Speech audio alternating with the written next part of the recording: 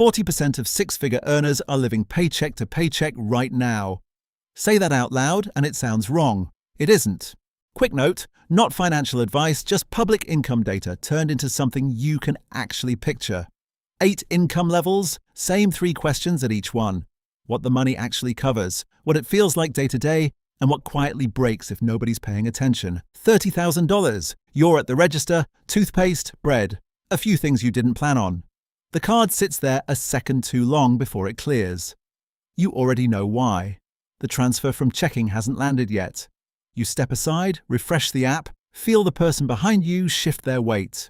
Nobody says anything. You still feel it. Rent is split 3 ways in an apartment that isn't really big enough for 3 people. Gas goes in $20 at a time because filling the tank means something else doesn't get paid this week. A text comes in about a friend's birthday dinner. You say you're busy. You're not busy. Later that night, you're scrolling job listings out of habit more than hope. Half of them wanting 3 years of experience for a job that pays barely more than the one you already have. You close the tab. You'll check again tomorrow, the same way you did tonight. You walk to the bus stop instead of driving, not because the car's broken, just because gas can wait 1 more day. Somebody at the stop is talking about a concert next month. You do the math without meaning to. Ticket, plus a ride, plus whatever you'd spend once you're there. And the number kills the idea before you even say it out loud. At $30,000, you don't budget for what you want. You budget for what's already gone. $45,000. The math gets a little less violent. You can say yes to the birthday dinner now, as long as you skip drinks. You still check the account before you order, but it's a glance now, not a full audit. You get a flat tire on a Tuesday. 2 years ago, this would have been a 5-alarm event. Now it's annoying but survivable. You put it on the card and pay it off over 2 months instead of 1, and that's the whole story. No panic, just friction. A coworker mentions they just got approved for a new car, one you'd never have considered financing at your last job. You don't say anything, but you do the math in your head anyway, out of habit, and you're almost surprised when it doesn't sound impossible. You notice you've started saying, I can't afford that, less, and that's not worth it, more. Small shift. It changes how you carry yourself in a store. You start meal prepping on Sundays, not because a video told you to, but because you did the math once. Take out 4 nights a week versus groceries. And the gap surprised you enough to actually change the habit. It's the first time saving money felt like a choice instead of a punishment. $45,000 doesn't erase the emergency. It just downgrades it from crisis to inconvenience. $65,000. The apartment is yours now. No roommates, no shared noise through the wall. You fill the tank all the way and watch the number hit full without doing math first. Small thing. Doesn't feel small. A coworker mentions a trip to Portugal like it's nothing. You're not jealous exactly. You just notice in a way you didn't used to. You start a savings account you don't touch. You forget about it for 3 months, then check it and feel something close to pride. You go home for a family visit and someone mentions how well you seem to be doing. You brush it off, but you notice you don't correct them either. Friday still means glancing at the account before dinner gets ordered. Not fear anymore. Habit, the kind that outlives the reason it started.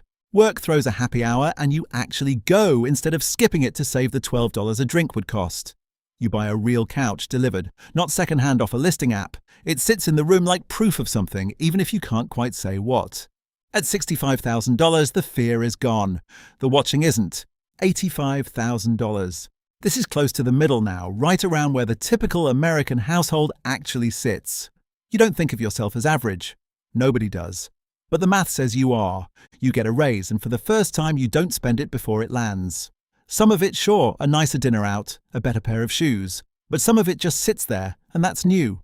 You catch yourself doing something you've never done before, comparing prices on 2 different apartments. Not because you have to, but because you're curious what a little more space would cost.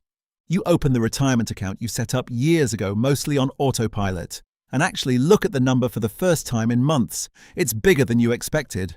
Not enough to change anything yet, but enough to notice. A friend asks if you want to split a ski trip in January.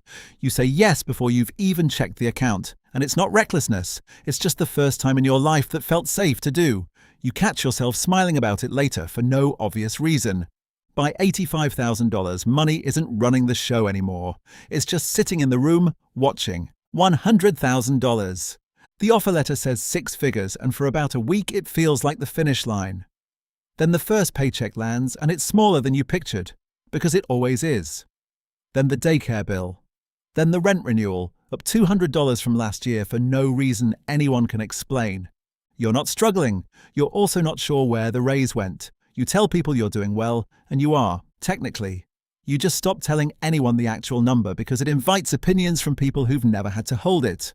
Your parents ask, half joking, if you're rich now. You laugh it off, but that night you actually run the numbers, curious what's left after everything fixed gets paid. The answer is less than the number on the offer letter made it feel like it should be.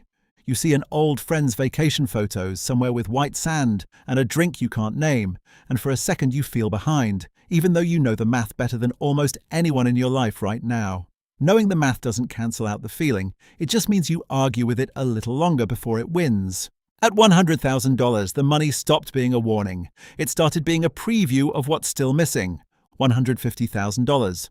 The house is bigger. There's a tuition envelope on the counter now, or a second car payment, or both.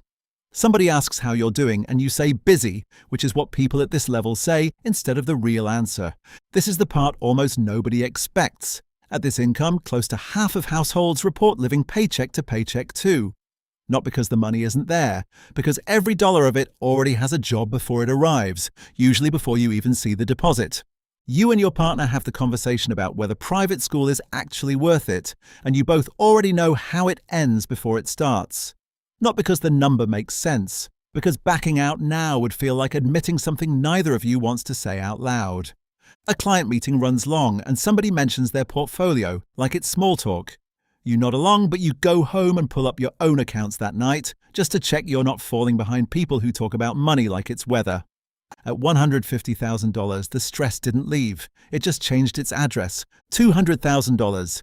You stop looking at menus left to right. Genuinely, that's the tell. You order what you want first, then notice the price after. It feels good the first few times. Then it just feels normal, and normal stops registering as a milestone. But the same envelope from the level before is still on the counter, just bigger.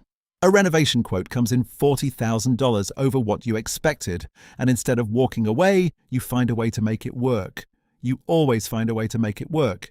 That sentence is doing more damage than it sounds like it is. A friend from the $65,000 chapter of your life reaches out about a trip you'd have jumped at years ago. You almost say yes automatically, then realize you'd have to actually check the calendar against 3 other commitments first. The money isn't the obstacle anymore. Somehow that doesn't make it simpler.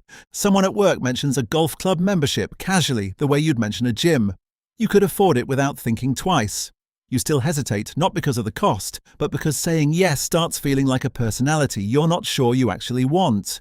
$200,000 doesn't make the ceiling disappear. It just moves it somewhere you can't see it as easily. $300,000, you write a check for something that would have terrified you 10 years ago, and your hand doesn't shake. That part is real. The number finally bought some quiet. But you notice the same instinct still sitting there underneath it. The urge to fill whatever room is left in the budget. A better car.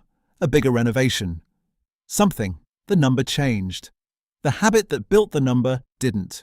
You catch yourself just once doing the exact same mental math you did at $30,000, except now it's about whether the second home office needs its own bathroom, not whether the card is going to clear. Your accountant asks almost casually whether you've thought about where the extra is actually going this year. You realize you don't have a clean answer.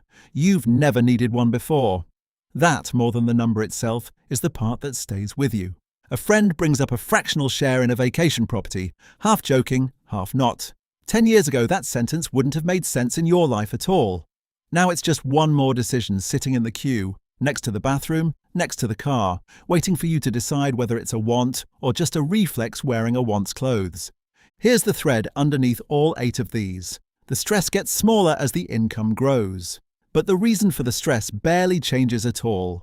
At $30,000, there isn't enough. At $150,000, there's enough, and it's already spent by the time it lands.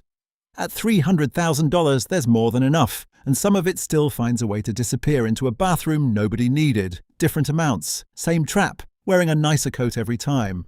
The one thing that actually breaks the pattern at every single level in this data isn't a bigger number. It's where the saving happens automatically before the lifestyle gets a vote in what happens to the raise. Not a rule about how much you make. A rule about what happens to the money in the gap between when it lands and when it gets a job assigned to it. Two people can earn the exact same $150,000 and be on completely different paths, and you'd never see it from the outside. It's not the car, it's not the house, it's what happens to the extra money in the 30 seconds after it hits the account, whether it gets a job assigned to it by habit or a job assigned to it on purpose. If this is the kind of thing you think about, stick around. That's basically what this channel is. And before you go, which level in this video is closest to where you actually are right now? Tell me in the comments. I read everyone.